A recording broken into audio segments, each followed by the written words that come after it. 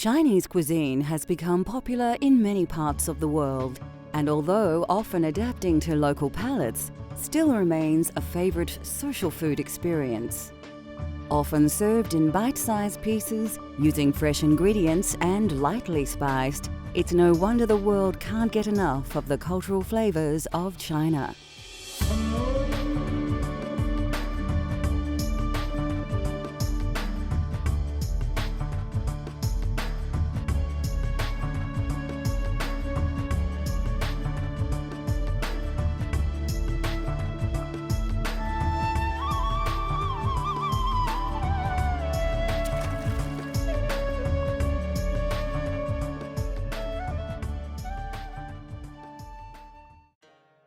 A country that features various geographical regions from mountains to grassland, the food of China is very much influenced by location and local produce, resulting in a variety of dining styles and flavors. China is a multicultural country, and even the food, they got all different kind of culture.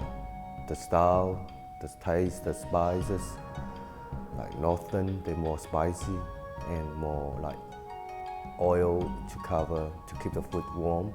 So they are slightly a bit of oil in there because of weather there. And southern is slightly a little bit different. Mainly it's the opposite of the style. It's clear, less oil and less spices. And because of that, that's why the southern food can bring up more natural taste and less oil. And not all the food are spicy. And southern food is concentrate on the natural of the food. What it is, you bring it out and you get that taste straight away.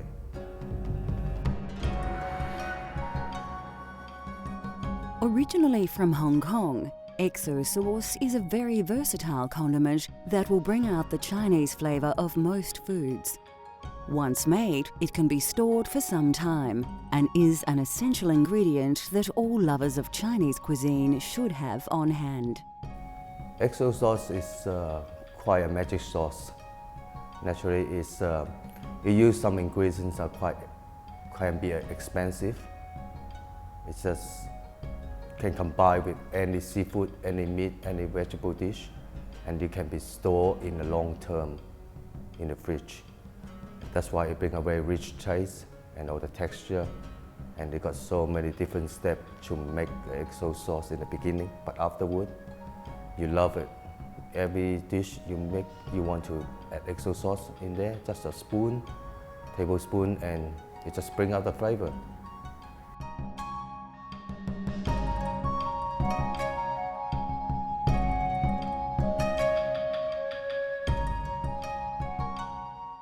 It will take a little time to make the perfect XO sauce, but it is well worth it. You'll need several ingredients, some of which may only be available from selected Asian grocers. These include Chinese pickle and dried shrimp. Dry scallops need to be soaked in hot water for at least half an hour.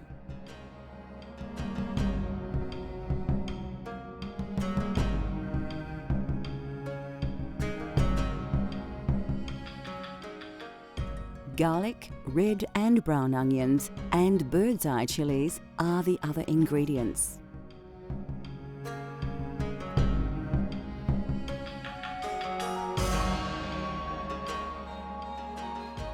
Like so many great dishes, the first thing we need to do is chop some onions. First, remove the skin from a brown onion and then chop finely before placing in a bowl. Now grab a red onion and slice to a similar size as the first onion. Next, we need to chop some fresh garlic. About 2 peeled cloves will do. Now to add some heat to our recipe, finely chop about 3 small red bird's eye chilies and remove the stalks. So the last thing I need to do is the dry scallop. The dry scallop I put in the hot water and then steam it for about half hours. After I've done that, the dry scallop will become well cooked and easy to pull apart, so it's ready to cook. Once you've prepared your ingredients, you can begin to cook. Heat your wok to a moderate temperature and then scoop about a ladle of oil into the pan. Once the oil has heated up, place a handful of softened scallops and allow them to cook for about 2 minutes, stirring well all the time.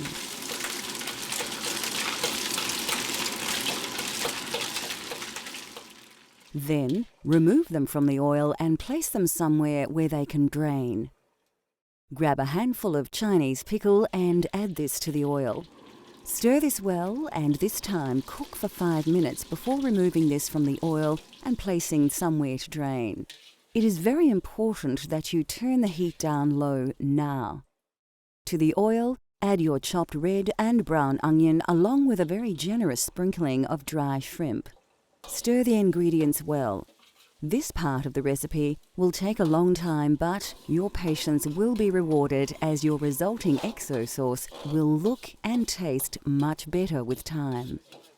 After about half an hour, the ingredients should have cooked quite well and turned a dark golden colour. Make a well in the oil and then add some chopped garlic and allow to cook for about 1 minute. Now grab the dry scallop and Chinese pickle that we cooked before and add this to the wok along with all the ingredients. Mix well and finally add some chopped chilli. Your XO sauce can be stored in a bottle for some time and added to almost anything to inject a spicy taste of the Orient to your cooking.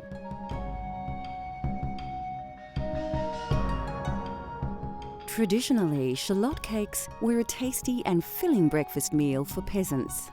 They were cheap and easy to make and a great start to any working day. Shallot cake originally is from China, and it's mainly it's a history pancake bring along to this generation.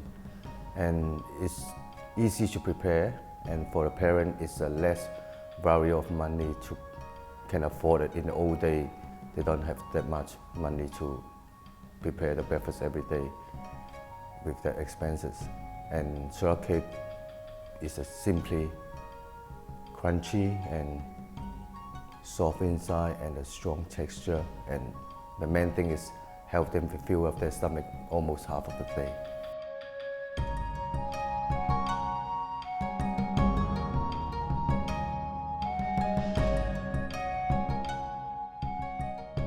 To make these traditional shallot cakes, all you need are a few very basic ingredients.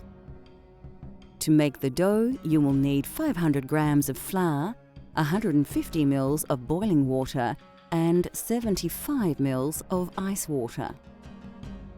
Apart from a few pinches of salt and sugar, the only other essential ingredients are, of course, spring onion.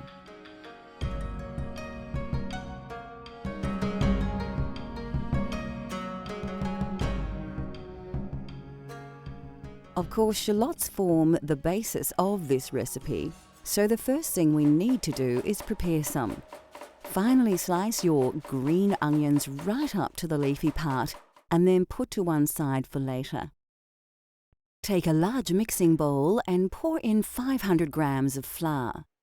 Pour in a glass of hot water and give everything a good mix. Now we need to add a glass of ice water and then mix the flour and water really well until the water has completely been absorbed by the flour. Tip the contents of the bowl out onto your worktop and knead your dough together using your hands. After we roll it about 20 minutes, it seems to be okay. What we need to do is we cut it to small pieces, like 20 pieces, and then we need to roll each pieces. And then after we roll it, we put some spring onion in. Using a pastry cutter or knife, cut out as many sections as you can. Put these to one side as we need to roll them out one by one. Flour your workbench before rolling out each ball like so. Then, grab the shallots you prepared earlier and liberally sprinkle a small handful down the middle of the pastry. Add a good pinch each of sugar and salt. Now comes the tricky part. First, fold one side to the middle, then the other side, make sure it overlaps with the first fold. Twist it around and then bend one end to the middle before bringing the other end back in on itself. Okay, let's look at that again. Fold one side of the dough over to the middle, then fold the opposite side over and make sure that it overlaps the first fold. Then take one end and bend it to the center, like so. Do the same with the other end and then join the two ends. The final stage of preparing these tasty cakes takes place at the stove, so we will begin by deeply filling a wok with oil and heating to about 160 degrees. Carefully place each shallot cake into the wok and let them fry in the oil. The cakes should roughly take about 1.5 minutes on each side. You can tell that the underside is ready as the cakes will begin to float. At this point, turn them and let them cook until both sides are light golden brown.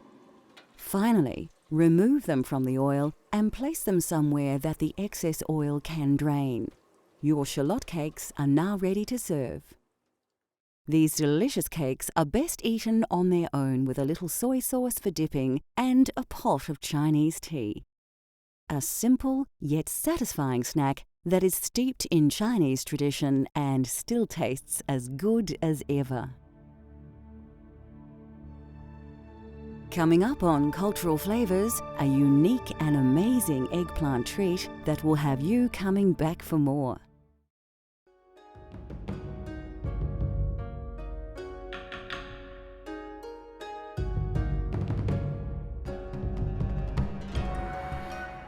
Salt and pepper dishes are commonly found on the menus of most Chinese restaurants.